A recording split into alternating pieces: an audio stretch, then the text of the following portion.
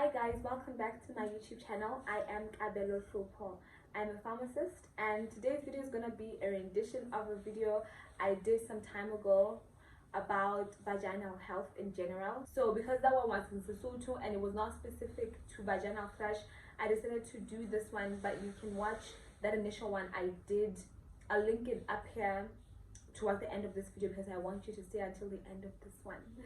So yeah, let's get into today's video about vaginal thrush, what causes vaginal thrush, and how you can go about dealing with it in cases where you suspect you might have vaginal thrush.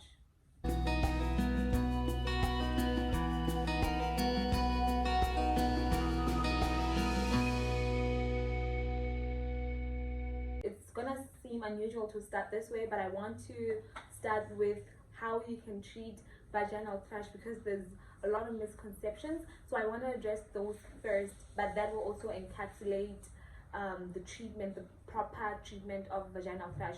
So firstly, I know a lot of people believe eating plain yogurt, for example, will cure whatever illnesses, or if you have any discomfort, people generally gravitate towards things like plain yogurt because they believe it is medicinal. But that's not the case. If you do have vaginal thrush or have symptoms that will not subside on their own, you're supposed to actually go to the doctor or go to the pharmacy, because what plain yogurt does, it just has probiotics which are great for vaginal health in general.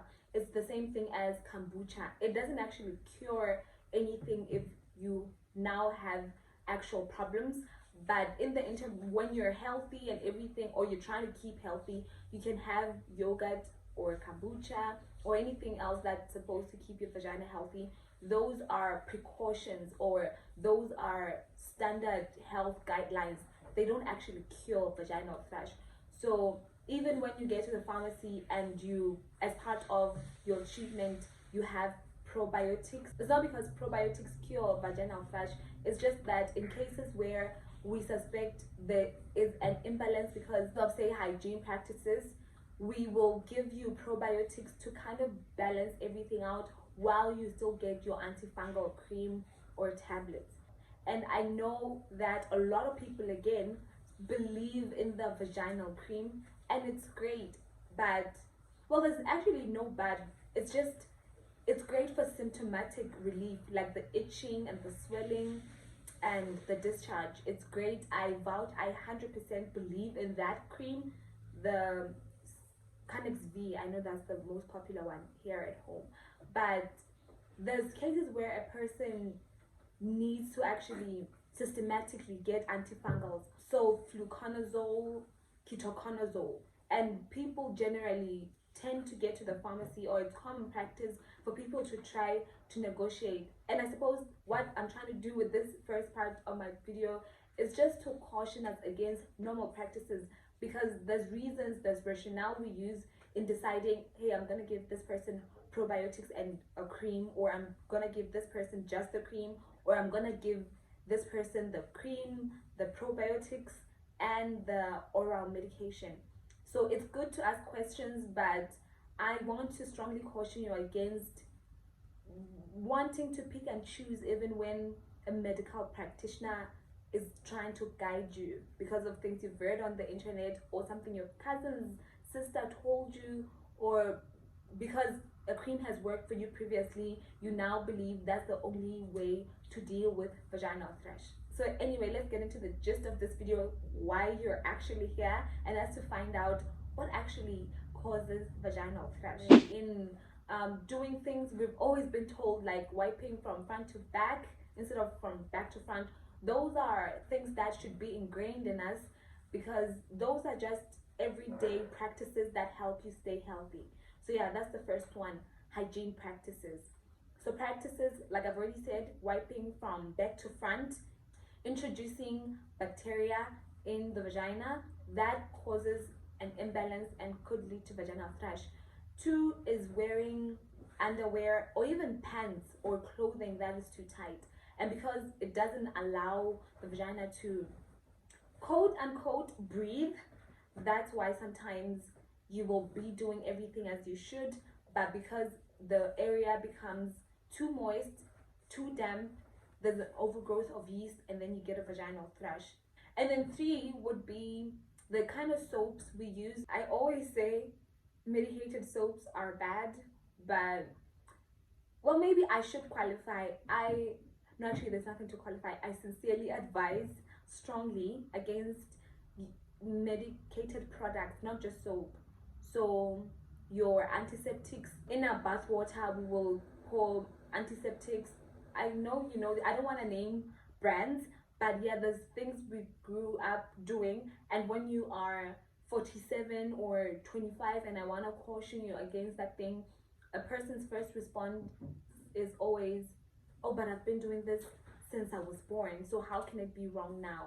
And people differ, and as you grow, even your body responds differently to different things. So things like that, even though they might have not caused you problems as a child or during your formative years, as a woman, as a grown-up, as a person who's especially of reproductive age, those kind of things, they tamper with our normal healthy environment, and they cause problems. And one such problem is vaginal thrush. There's an exhaustive list of hygiene practices, and in my first video, the only problem is that it's in Sesotho. So but if you speak Sesotho, if you understand Sesotho, there's that video that I said I will be linking towards the end of this video, and you can delve thoroughly into the hygiene practices that may cause vaginal thrush. So the second class of causes of vaginal thrush are medicines. And I know this makes so many people so wary, and it frustrates so many people, but the type of medication that could cause, and I mean could, because I don't want you to at any point when you have to get antibiotics, for example, you decide you're not going to take them because they'll lead to vaginal thrush. So antibiotics is an example of drugs that could cause vaginal thrush, but it's not that every single time you take antibiotics you'll automatically get a vaginal thrush. So here's how antibiotics cause vaginal thrush, or cases in practice that I've seen where people get vaginal thrush because of antibiotics. So firstly, it's when you misuse antibiotics. If you get antibiotics, for example, and you're told to complete a 7-day course, and on the 3rd day your symptoms, if for example you had a common cold or you had an injury, or for any reason you got a prescription of antibiotics and you decide on your own, as soon as you start thinking you are getting better, to stop taking antibiotics, if you do that, or you don't follow any of the rules that you've been given as it relates to your antibiotic prescription, that may cause problems. And the second cause, or the second instances where antibiotics cause vaginal thrush, is where you get to the pharmacy and you are prescribed the wrong type of antibiotics. And I want to be careful how I say that, because I don't want to ever make it seem like we are reckless in how we prescribe medications. But sometimes it does happen that a person gets to the pharmacy and they have something as simple as vaginal thrush, but in asking them questions or trying to find out how this happened, or generally there's investigative questions we ask, and you're like, this sounds like an STI, not a vaginal thrush. So you decide to treat with other types of antibiotics besides just antifungals. They end up wiping everything that was good, because there was never an imbalance of all of those other microbes. So they eradicate the good bacteria that's in healthy balance, and then they also eradicate some of the candida. But because the candida is the type of organism that causes yeast, so antifungals clear that out. But because now you've wiped everything clean, candida may overgrow and then cause vaginal thrush again, or the patient does not see an improvement in their symptoms because they were given the wrong balance or the wrong types of antibiotics. So that's how that can happen. There's a group of medicines we call corticosteroids, or steroids in general.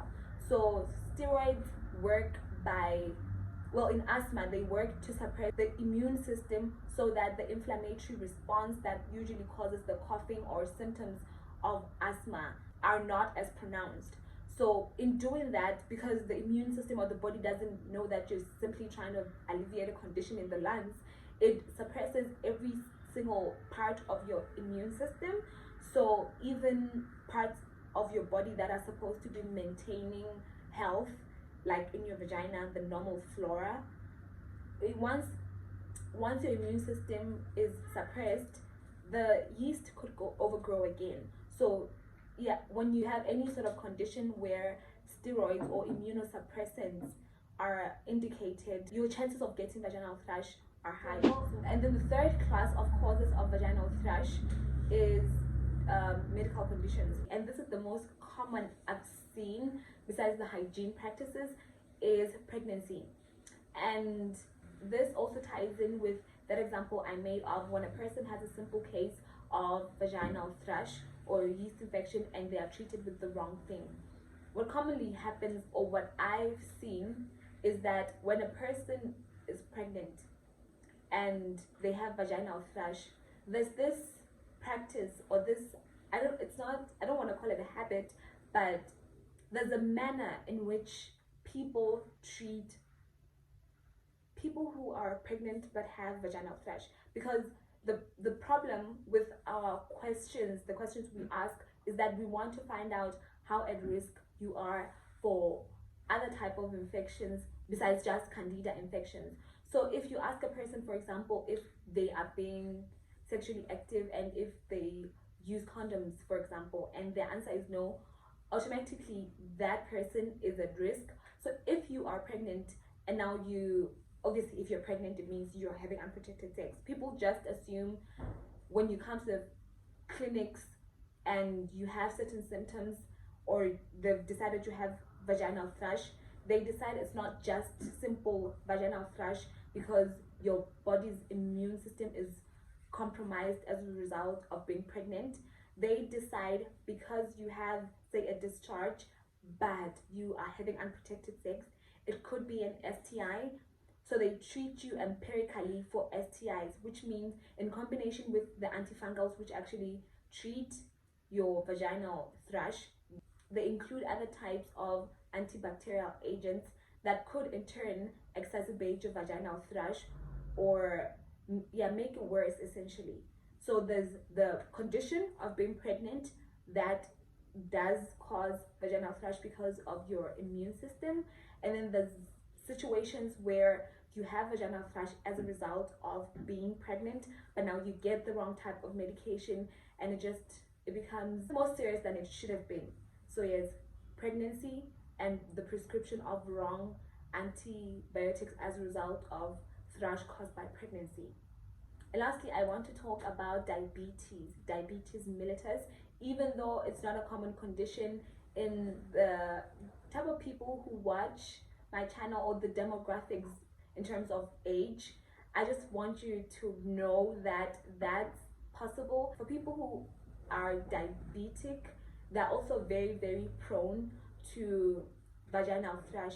And I want to encourage people to kind of test, because one of the very first symptoms, well, not first, but most commonly, I've been able to decipher that a person could be diabetic because in combination with every symptom they present, they will tell you about that vaginal thrush, which they've treated and treated and treated. And if that's the only symptom you present with, it's easy to miss that you may be diabetic.